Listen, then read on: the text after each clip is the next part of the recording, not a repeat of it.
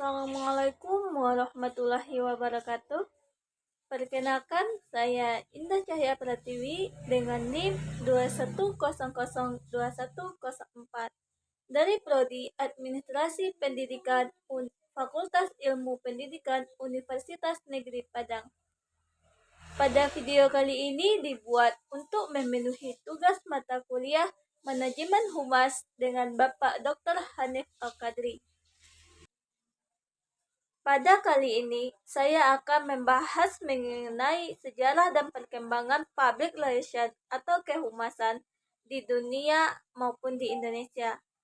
Nah, tentunya materi yang akan saya jelaskan pada kali ini akan sama dengan atau berkesinambungan dengan video-video yang telah saya buat pada minggu-minggu sebelumnya. Sebelum saya menjelaskan materi, saya akan menjelaskan kembali apa itu public relation atau pemahaman mengenai ataupun alasan mengenai public relation tersebut. Nah, public relation merupakan hubungan antara masyarakat atau usaha yang disengaja maupun direncanakan secara detail-detailnya yang berkesinambungan dan saling pemahaman mengenai antara lembaga-lembaga, instansi-instansi, ataupun organisasi-organisasi dengan masyarakat maupun lembaga public relation tersebut dalam suatu lembaga tersebut. Dapat digarisbawahi bahwa public relation merupakan suatu proses perencana untuk menciptakan hubungan yang baik dengan dan saling pengertian secara berkesinambungan antara dua belah pihak, baik itu antara pihak masyarakat maupun antara pihak lembaga atau institusi tersebut. Nah, public relation hal yang baru di Indonesia, tetapi perkembangan pada dunia internasional itu bukanlah hal yang baru lagi. Public relation merupakan gabungan dari ilmu-ilmu sosial. Ilmu-ilmu sosial ini bisa berupa ilmu ekonomi, ilmu psikologi, dan ilmu-ilmu lainnya. Dan bahkan public relation ini merupakan gabungan dari ilmu-ilmu komunikasi. Nah, public relation muncul di Amerika Serikat pada abad ke-20. Humas maju karena adanya kemajuan dalam berbagai bidang. Adanya kemajuan dari kekuatan masyarakat yang memisahkan antara dari tujuan yang tidak sama. Nah, pada saat adanya revolusi industri, maka pada saat itulah dianggap lahirnya humas. Jika dilihat dari sebelum-sebelumnya, public relation sudah diterapkan atau sudah diimplementasikan. Seperti contoh pada suatu kisah Ratu Balkis yang menyambut Nabi Sulaiman pada saat acara tersebut dilakukan secara istimewa, yang tujuannya untuk menjaga hubungan yang baik dengan Nabi Sulaiman. Nah, dari sini dapat disimpulkan bahwa public relation merupakan cara menumbuhkan relasi yang baik dan komponen-komponen yang menjadi proaktif. Baiklah, selanjutnya saya akan menjelaskan materi tentang sejarah public relation. Pelopor dari public relation yang bernama Ivy Laberderly, yang merupakan seorang bapak public relation atau father of the public relation pada tahun 1905 atau 1906, yang pada saat itu mampu menanggulangi krisis atau adanya keluhan industri batubara di Amerika Serikat. Lee merupakan seorang wartawan yang pekerjaannya mencari kebenaran atau fakta yang terjadi untuk menyelesaikan masalah industri batubara pada saat itu. Pesan Lee pada saat itu yaitu Declaration of Principle, yang artinya adanya prinsip-prinsip yang dideklarasikan kehumasan yang intinya tidak diabaikan dalam manajemen industri. Artinya pada saat itu ada batasan antara manajemen pengambilan kebijakan dengan mereka yang disebut dengan buruh atau mereka masyarakat yang berada pada level kesekian.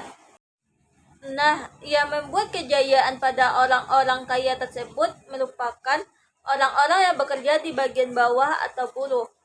Nah, pada saat itu, Lee menjembatani adanya jarak antara orang-orang yang berada pada level tinggi dan orang-orang yang berada pada level bawah tersebut. Sehingga membuat pabrik yang dianggap bodoh tersebut sekarang menjadi sesuatu yang dapat diperhitungkan. Sehingga antara manajemen atau manajemen yang mengharapkan sesuatu yang baik terhadap produk tersebut dan produsen yang merasakan atau yang membuat menjadi bersatu atau dijembatani oleh Lee tersebut. Baiklah, saya akan melanjutkan pembahasan kita yang selanjutnya, yaitu gambaran atau kronologis perkembangan manajemen humas atau public relations di dunia. Pada tahun 1865 atau abad ke-19, public relations dianggap tidak mempunyai kepentingan untuk industri maupun lembaga-lembaga perusahaan ataupun publik internal maupun eksternal masih dianggap bodoh. Dan pada tahun 1900 sampai 1918, public relations sudah diberi informasi dan dilayani setelah terjadinya revolusi industri saat itu. Nah, pada tahun 1918 sampai 1945, public relations ini sudah diberi pendidikan dan mulai sudah dihargai. Suatu lembaga mulai menganggap public relations ini penting, baik itu publik internal maupun eksternal. Ia memberikan dampak atau mewarnai secara langsung maupun tidak langsung terhadap suatu lembaga maupun instansi pada saat itu. Sedangkan di New York pada tahun 1945, public relations itu sudah menjadi pendidikan tinggi secara resmi. Nah, kalau kita bayangkan di Indonesia, bawakan ke Indonesia, public relations sangatlah minim. Di Indonesia sendiri pun public relations ataupun manajemen humas hanya dijadikan sebagai mata kuliah yang cuma beberapa SKS saja. Itu pun tidak diwajibkan untuk semua mahasiswa mengambil mata kuliah tersebut.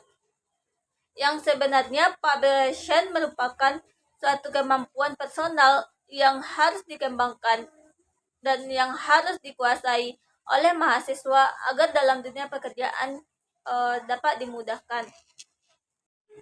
Nah, pada tahun 1928 di Belanda, public relations sudah menjadi fakultas di perguruan tinggi dan semua jurusan dalam fakultas tersebut harus mengambil mata kuliah itu sebagai wajib. Pada tahun 1945 sampai 1968, public relations mulai terbuka atau mulai paham mengenai public relations. Public relations tersebut sudah wajib untuk dikembangkan sebagai suatu perkembangan bagi suatu lembaga tersebut. Nah, pada tahun 1968 dan mengalami perkembangan sangat pesat yang disebabkan oleh penelitian atau riset yang mereka lakukan secara rutin atau berkesinambungan. Sedangkan di Amerika Serikat, perkembangan dari public relations tersebut hanya stabil.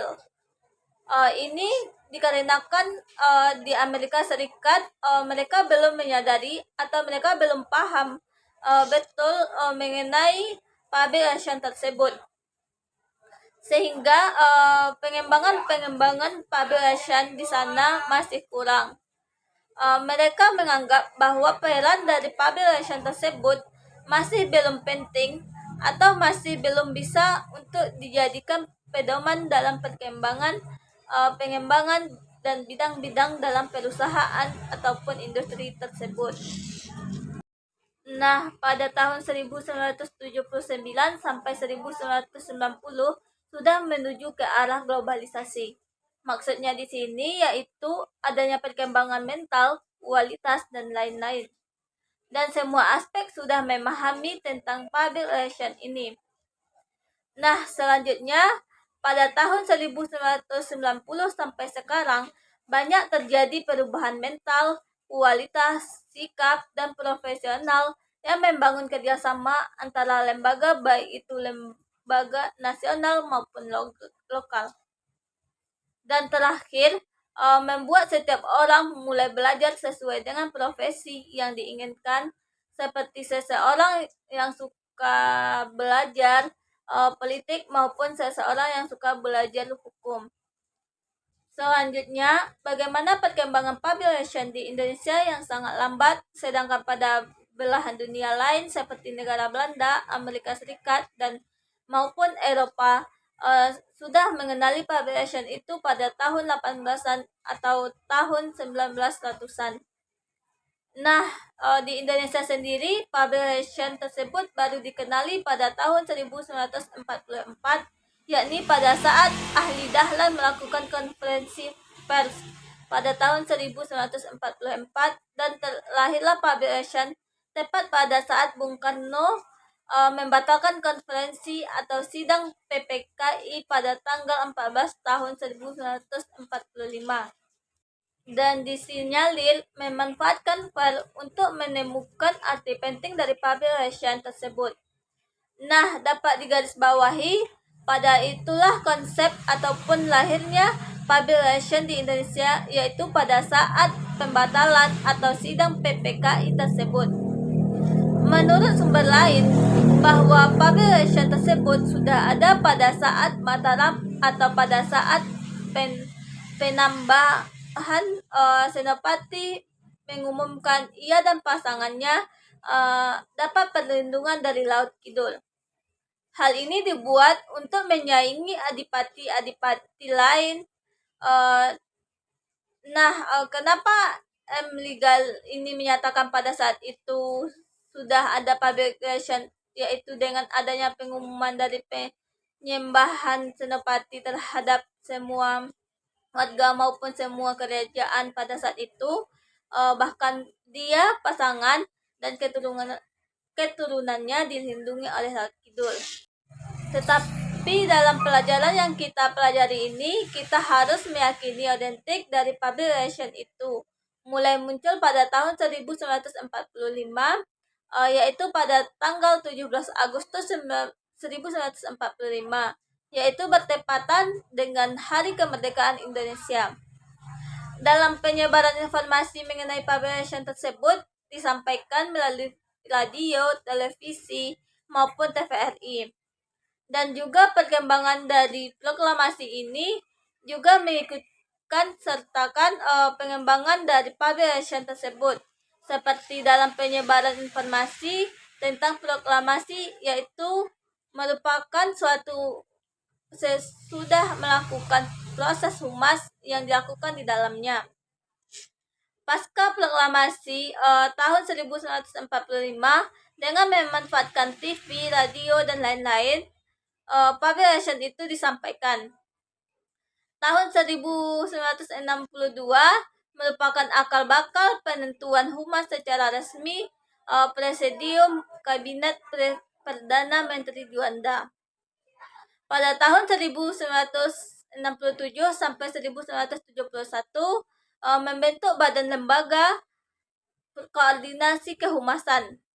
Pada tahun 1967 adanya koordinasi kehumasan di negara atau Bakor. Pada tahun 1972 sampai 1993 muncullah publication atau disebut juga profesional sebagai wadah humas. Nah, di sini dibentuk adanya profesional lembaga swasta yang dibentuk oleh Wadiman Yudiningrat dan teman-temannya pada tanggal 10 April 1997 di Jakarta. Nah, untuk pembahasan yang terakhir, yaitu perkembangan publication dalam tahap-tahap dalam kajian ilmu.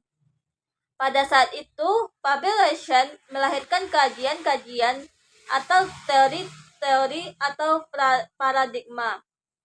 Publication sebagai ilmu melahirkan konsep-konsep, teori-teori keilmuan seperti penelitian, pemecahan masalah, dan lainnya. Nah, sedangkan publication sebagai profesi merupakan alat atau fungsi kegiatan. Publication juga sebagai seni yang digunakan secara praktis sehingga melahirkan profesi-profesi ya seperti pada saat ini, seperti adanya sebuah tim dalam sebuah perusahaan ataupun lembaga, adanya tim public relation ataupun seseorang manajer yang sama posisinya dengan pemimpin atau direktur. Dan masih banyak lagi profesi-profesi yang diciptakan oleh adanya sebuah tahapan-tahapan ilmu yang melahirkan profesi public relation tersebut. Sekian penjelasan materi dari saya. Apabila ada kesalahan, mohon dimaafkan. Wassalamualaikum warahmatullahi wabarakatuh.